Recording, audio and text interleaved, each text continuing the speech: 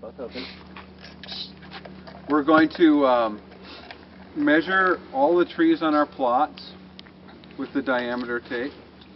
On one side of this tape, it gives ordinary measurements in metric.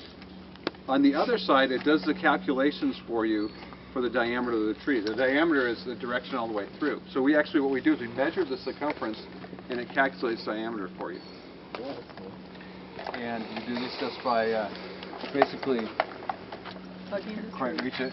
It's okay. Or walking around. I'm going to put it on like that. It's got a little spike on one side. Wrap it around, and just like you're measuring someone's waist, this one is 48 centimeters around. And you want to do it at what's called breast height. We call it diameter at breast height, DBH, which I'm a little bit shorter than Forster's, I guess, so it's for me it's about here. And I think it's, what is it, 1.5 meters? 4.5 feet. 4.5 feet, yeah.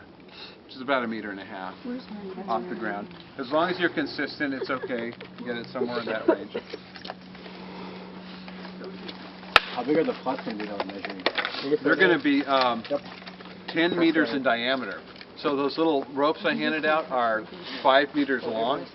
So if you put one end of the rope in the center of the plot, there'll be circular plots. Then you use the rope to go around and indicate out where the edge of it is. And we'll be doing 2 plots for each group in this area. What we'll do is we'll send everybody off in a different direction. And we'll do the first plot, and then we'll send it out a little bit further, and we'll do the second plot. What else am I forgetting? I think that's actually everything for the plot stuff.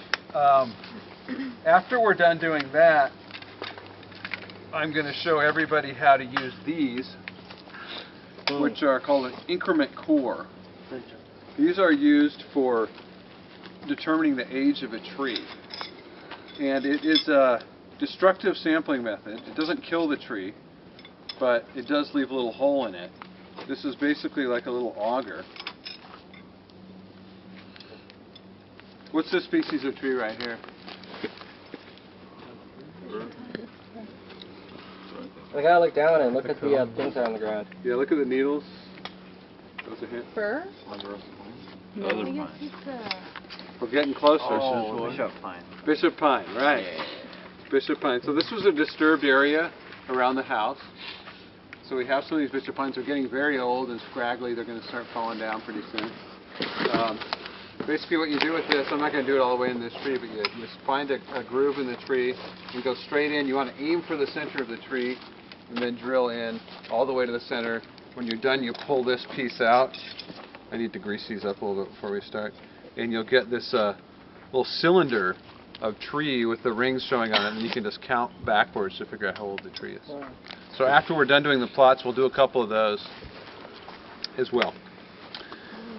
All right. That doesn't damage the tree at all? Or no? It damages the tree a little bit. There's been research that shows that it's not a significant damage, but it always makes me a little nervous to damage it. So I tend to do it for practice just on trees that are either going to die soon or going to be removed for some other reason. There's nothing you can do to plug up the... You can. There's been some people suggest that we should stick the core back in the hole to help the tree, but the problem with that is that you can carry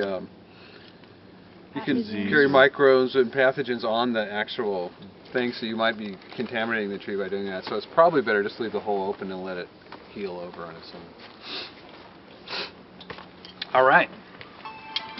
So we'll start as our center of our sampling area here. Thanks, man. And let's see. We'll take our first group. Yeah, follow them. Group 1. We're number 1. Okay. We're going to send you off in that direction 10 paces. I'll make it 20 paces straight that way. And that's what your first plot is. You guys can start setting up, and then I'll come check on you. You guys will go 20 paces that way.